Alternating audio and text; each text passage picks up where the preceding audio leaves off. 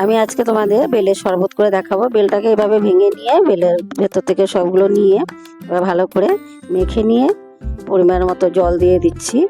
আর এই গরমের মধ্যে বেলের শরবত খুবই উপকারী, যাদের পেটের গন্ডগোল তাদের তো বিশেষ করে খুবই ভালো হবে।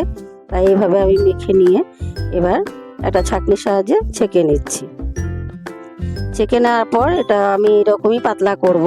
এটা গুড় দিয়ে করব, তোমরা চিনি দিয়েও করতে পারো। আর দিয়ে দেবো দই আর সামান্য বরফ আর লবণ। এবার গুড়টাকে আমি ঘষে দিচ্ছি, দেওয়ার পর দিয়ে দিলাম বরফ, তারপরে স্বাদ মতো লবণ আর দইটা তোমরা দিতে পারো নাও দিতে পারো। তা আমি আর একবার দই ছাড়া তোমাদের সাথে শেয়ার করব।